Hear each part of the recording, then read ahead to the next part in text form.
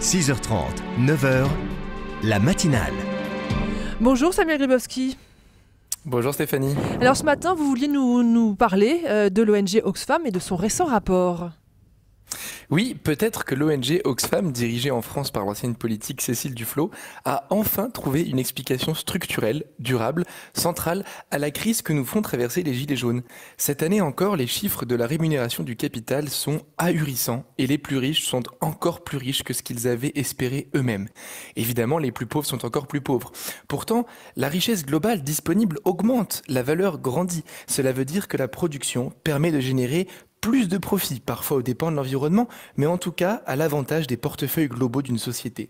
Oui, chaque année, les nations produisent plus de richesses que l'année précédente, et donc il y a de plus en plus d'argent disponible sur Terre. Pourtant, Oxfam nous révèle à quel point l'injustice sociale est massive, d'abord en France, mais aussi et surtout à l'international. Voilà 5 faits qui éclairent cette injustice sociale.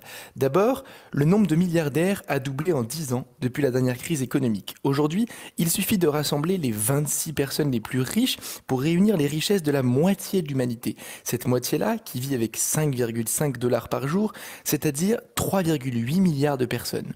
Ces 3,8 milliards de personnes détiennent ensemble autant d'argent que les 26 personnes les plus riches de la planète. Ensuite, dans certains pays, les 10% les plus pauvres du pays payent plus d'impôts à la proportionnelle que les 10% les plus riches. Les richesses ne sont donc pas assez taxées, en particulier les dividendes qui sont encore et toujours illimités et les produits du capital qui sont sans limite.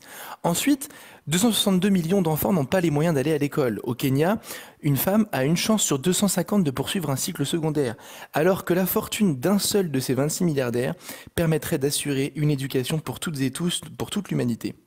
Dans un même pays, comme le Brésil, l'espérance de vie varie de 54 ans à 79 ans en fonction du lieu d'habitation, parfois à 1 kilomètre de distance.